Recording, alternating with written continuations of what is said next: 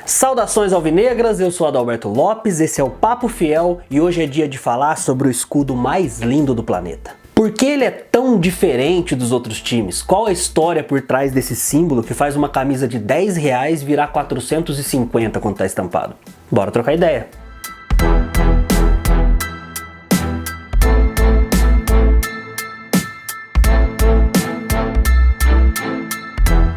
A bandeira do estado de São Paulo tremulando num mastro em preto e branco, sendo envolta pelo nome do timão, 2 estrelas e uma data. Por fora, uma corda com 4 nós e cruzando por trás de tudo isso, 2 remos e uma âncora. Você sabia que cada uma dessas coisas tem significado? Mas antes de falar sobre o que representam, é preciso entender o processo de formação e criação desse símbolo. Afinal, nem sempre foi assim. Em 1910, quando o Corinthians foi fundado, nem emblema a gente tinha. Na verdade, nem branco o nosso uniforme era, acredita? Pois é, a cor oficial era o creme, ou bege se preferir. A gente só acabou virando um clube alvinegro, isto é, preto e branco, porque os primeiros uniformes na cor creme desbotavam. E não era como no século XXI, que os jogadores trocam camisa, jogam pra torcida, ou levam pra casa porque sabe que no outro jogo vai ter uma novinha pra vestir. Não. A verdade é que nem o uniforme 2 existia. Hoje tem camisa pré-treino, de treino, pós-treino, camisa de viagem, de aquecimento, agasalho, boné. Nas partidas tem o uniforme 1, 2, às vezes o 3, e tem ano que até o uniforme 4 os caras lançam pra sugar mais grana da gente. Fora as camisas comemorativas, como a do Cássio 500 Jogos, do Ronaldo Giovanelli, as que vem com o patch dos títulos, as de campanhas, do dia a dia, enfim. Agora a realidade na primeira década da nossa existência era outra, parça. Era o mesmo uniforme sempre. Por isso desbotava e tiveram que mudar a cor. Então, como haviam outras questões, ter ou não ter um distintivo com a marca do time não era uma grande preocupação. Esse tema só surgiu em 1913, quando a parada começou a ficar mais séria e o Timão entrou para disputar a LPF, Liga Paulista de Futebol, atual Campeonato Paulista. Essa competição tinha regras específicas e uma delas era precisar de um escudo para jogar. Com isso, o Coringão passou a usar o nosso primeiro emblema no futebol, olha aí. Em 1913, ainda sem moldura ou formato de insígnia, apenas as letras C e P, sigla de Corinthians Paulista, compunham o distintivo, ambas bordadas na cor preta e sobrepostas. Este escudo foi revivido em 2010, com algumas alterações festivas em homenagem ao ano do centenário corintiano. Ah, e perceba que eu falei primeiro emblema no futebol, porque a verdade é que o registro mais antigo desse símbolo CP foi no atletismo do Timão em 1912, um ano antes. Foi quando vencemos o troféu Unione Viaggiatori Italiani, uma corrida de 10 km aqui em São Paulo, que por sinal foi o primeiro caneco da nossa história. Já a ideia do design foi inspirada do mesmo lugar que originou a criação do clube, isto é, baseada no Corinthians da Inglaterra. A propósito, o time que inspirou o nome do Timão não foi o Corinthians Casuals, como muita gente fala, e uma prova é esse nosso primeiro escudo. Eu conto tudo sobre isso nesse vídeo que tá aparecendo aqui no card, então quando acabar de ver esse, assista que eu tenho certeza que você vai curtir. É importante falar que as datas correspondentes a cada emblema não são exatamente informações seguras por 2 motivos. Um é que como tinham pouquíssimos kits de uniforme, é muito provável que emblemas diferentes eram usados na mesma época para não ter que jogar material esportivo fora. E outra é que fotos desse período são raras, então pode ser que achem que um símbolo corresponde a uma data, mas na verdade ele já existia antes e não sabemos disso simplesmente por não haver registros. Cientes disso, vamos em frente. No ano seguinte, em 1914, com a nova participação do Timão na Liga Paulista, temos o surgimento do segundo escudo da história do time do povo. Trata-se da mesma abreviação de Corinthians Paulista, no entanto com as seguintes alterações. Em 1914, um novo conceito aparece. O tom em creme, mesmo do uniforme, estampa o plano de fundo do distintivo contornado em preto. Na curvatura da letra P, vemos o encaixe da letra C em formato de uma ferradura pendurada. Quanto à grafia interna, o C foi usado em transparência e o P com preenchimento em preto, sem detalhes e com um traço levemente diferente ao escudo anterior. Dizem que esse C ferradura era uma homenagem ao Campo do Lenheiro e às mulas que puxavam os bondes da capital. Pra ser sincero, eu não achei nenhuma fonte confiável sobre isso. No site oficial do Corinthians não fala nada, nos arquivos históricos também não, mas é o que dizem, vai saber. Uma curiosidade é que esse escudo é especial por ter estampado a camisa do nosso primeiro título que rolou nesse mesmo ano de forma invicta e brilhante. Inclusive nesse vídeo aqui do card eu falo sobre um cara que foi fundamental nessa conquista. Se quiser saber quem é, assiste depois também. Ou seja, para os supersticiosos foi um emblema de sorte. Eu penso até que seria legal se lançasse um terceiro uniforme com esse escudo, já pensou? Já o terceiro emblema ao qual temos registro apareceu já em 1915, o que mostra que os caras não tinham muito apego emocional e que se dane a sorte do emblema anterior. Só que esse mudou completamente, houve até uma alteração na moldura que saiu daquele estilo meio escudo medieval e passou para sei lá qual o formato disso. Em 1915, a letra S de esporte aparece pela primeira vez, junto aos já presentes C e P, todas com um design bem diferente das fontes usadas até então. As três eram sobrepostas em negrito e dispostas por ordem de tamanho, isto é, com um S maior, seguido pelo C, que por sua vez era maior que o P, o menor de todos. Ah, e eu encontrei um monte de lambari falando que como o Santos foi fundado em 1912, em 1915 o Corinthians tentou fazer uma cópia do símbolo deles. O que me deixou um pouco intrigado, porque se for ver, realmente lembra bastante, né? Tipo aquele trabalho que você copia, mas muda uma coisinha ou outra, manja? Entretanto, eu me dei ao trampo de pesquisar sobre a história do escudo dos lambari, e vi que o símbolo atual dele surgiu apenas em 1925, ou seja, 10 anos depois do nosso. E longe de mim semear a discórdia aqui, mas me parece que eles copiaram a gente. Inclusive, segundo o site oficial do Santos, olha o escudo que eles lançaram em 1940. Eles usaram esse só por 2 anos. Certeza que alguém de lá falou: gente, tá muito igual, né? Vamos manter o outro, quem sabe eles nem percebem que a gente copiou. Bom, com esse mal entendido esclarecido, vamos continuar porque no mesmo ano ainda, em 1915, o Corinthians fez uma nova alteração. Pelo jeito alguém era muito indeciso. No segundo escudo de 1915, a parte inferior da moldura tornou-se mais alargada e a superior sofreu alterações nas abas laterais. Houve um preenchimento preto que um círculo ovalado branco ao centro provocou como resultado uma margem robusta. Já as letras ao centro foram mantidas, mas a fonte usada voltou a mudar. Embora tenha conservado o padrão de tamanhos como no anterior, os traços ficaram mais discretos e elegantes. Esse aí foi o último símbolo do que eu vejo como a primeira de 3 fases na história dos escudos. Eu chamo de busca pela identidade, foi um período de descobrimento. Rolaram tantas mudanças drásticas e pouco apego à marca em si, que qualquer conceito que pudesse ser enraizado se perdeu nessa época. E digo mais, se não fosse o marketing do Corinthians no ano do centenário em 2010, nem o CP tinha caído nas graças do torcedor. Pois é, então vamos à segunda fase que eu chamo de metamorfose. Nessa aí são apenas 2 símbolos, no entanto, que duraram muito mais tempo. E você vai conseguir perceber a nossa ideia atual aparecendo, mas ainda distante do que é hoje. Começando por 1916, outra vez no ano seguinte. Se liga. Em 1916, o Corinthians passou a usar um círculo branco como base, e pela primeira vez manteve as fontes do símbolo anterior, o que deixou muito agradável e leve de se ver. Era claramente algo mais simples com uma proposta diferente.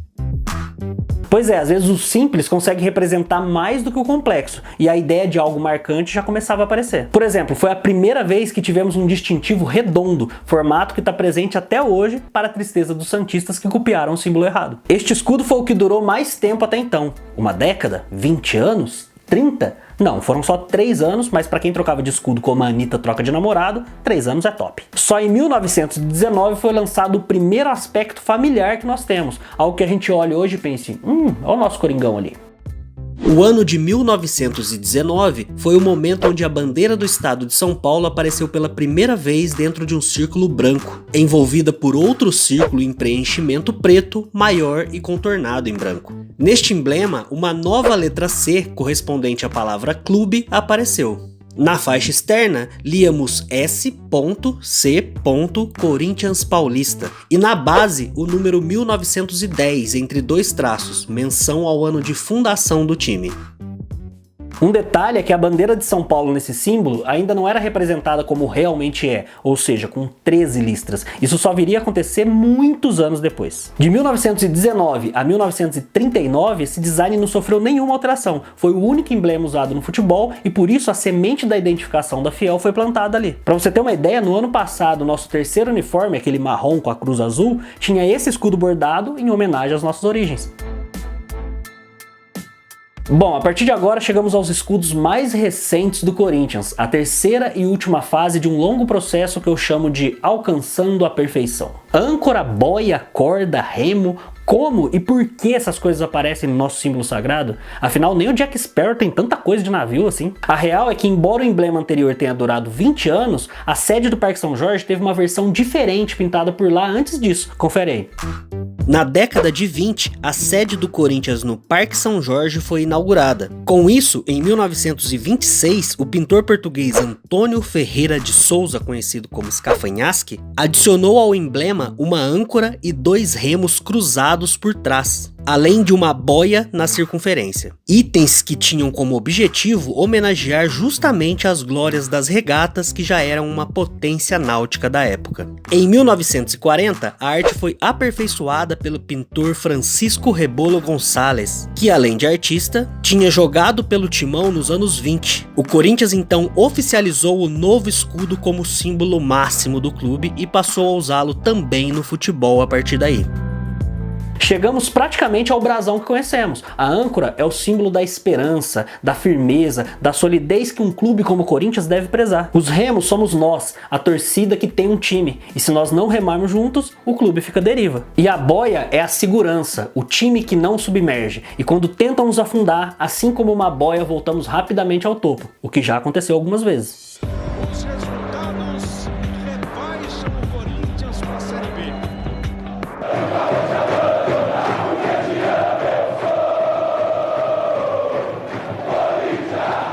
Corinthians de volta à Série A do Campeonato Brasileiro. Mais um louco aqui para esse grande bando de loucos. O Corinthians é campeão paulista. Ronaldo driblou pro meio, bateu pro gol!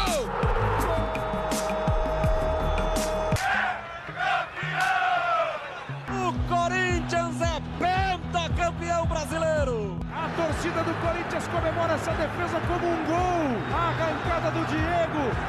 Chegou a hora da decisão. Vamos conhecer o campeão da Libertadores 2012. Errada do time do Boca. Emerson dominou, vai pra dentro, ganhou na velocidade, olha a chance do segundo gol! Chegou a hora de soltar o grito!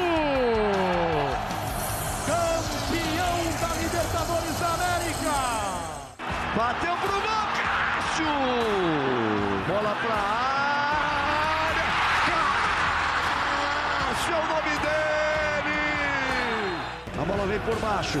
O toque de cabeça, olha a chance, olha a chance, olha a chance agora. Danilo limpou, pé direito, bateu. O toque de cabeça, olha o gol, olha o gol, olha o gol, olha o gol, olha o gol, olha o gol. É bicampeão de clubes do Corinthians. Com o passar do tempo, essa versão foi se refinando, mas o esboço original continuou o mesmo até hoje, mesmo nos anos 80 rolando uma última modificação significativa no escudo. Em 1980, pensando na modernidade, o artista Orfeu Maia criou uma atualização do nosso brasão. A bandeira central ganhou dinamismo e movimento, e finalmente foi redesenhada para enfim respeitar as características da bandeira oficial do estado, com as 13 listras. A antiga boia deu espaço para uma corda com 4 amarras de marinheiro, que representam o fortalecimento e a união dos itens e de tudo que o símbolo representa. As 2 estrelas fazem homenagem a 2 títulos, o Paulista do Centenário da Independência em 1922 e ao 4º centenário da cidade de São Paulo em 1954. Por fim, o contraste com o fundo, os detalhes e os reflexos nos remos e na âncora também ganharam destaque nesta versão.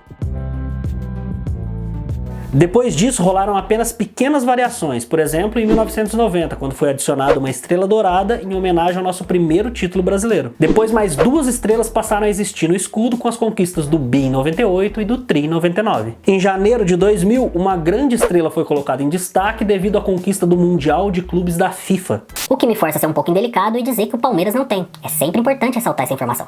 E ainda outra estrela apareceu em 2005, após o Tetra brasileiro. Depois disso, o Timão viu que não dá pra colocar uma estrela para cada título, porque ia faltar pano no mundo para abordar. Por isso, em 2011, o Corinthians anunciou a retirada das estrelas com o argumento de que todos os títulos são especiais, o que eu concordo. Um emblema como o nosso é único, é o que une a fiel em torno dessa paixão. O escudo nos protege dos adversários, é o que nos diferencia, é a nossa beleza. Agora, título, cada um tem o seu preferido. Eu, por exemplo, tenho 3: Brasileirão de 98, Paulistão de 2001 e, claro, a Libertadores de 2012. O Corinthians jogou pela primeira vez com o escudo atual em 2012, ano que a gente deitou na Liberta e no Mundial, que eu vou pedir ajuda da produção. Mundial? Mundial que o Palmeiras não tem. Exatamente. E essa versão final do emblema, depois de todas as alterações que moldaram até aqui, tornou o escudo mais lindo do mundo. E não é porque eu sou corintiano, não. Repara aí, a maioria dos times, ou o escudo é um círculo, que uma criança de 2 anos consegue fazer brincando de colorir na creche, ou tem uma forma de uma cueca, ou uma pipa, sei lá, ou é aquele desenho tosco, ou variações dele. E isso não é clubismo, é um fato que ou você aceita ou você tá errado, simples assim. É muito fácil perceber que o Coringão é embaçado, mano, não vem meter o louco. Entenda que alguns símbolos são eternos e transcendem o poder da personificação dos desejos, dos sonhos e contam histórias inesquecíveis, e esse é o maior deles. O episódio de hoje tá acabando e eu queria agradecer ao João Pedro, design que fez o trampo de separar as partes de todos os escudos para eu conseguir editar. Muito obrigado de coração, mano. Vou deixar as redes sociais dele por aqui na descrição do vídeo também. Dá uma moral pra ele aí, porque esse mano fortaleceu muito o rolê, valeu? No mais, aqui no card tá a playlist completa do Papo Fiel para você assistir e maratonar o canal. Se você gostou desse vídeo, é importante que você curta aqui embaixo, se inscreva e ative as notificações no sininho para fortalecer o trampo, fechou? Lembrando também que depois de todos os jogos do Coringão, rola o quadro Resenhando por aqui, o pós-jogo da Fiel. Então cola pra cá porque a conversa é de louco pra louco. Siga as redes sociais do Papo Fiel e as minhas também, isso me incentiva a produzir mais conteúdos exclusivos como esse de graça. Muito obrigado, até a próxima e vai Corinthians!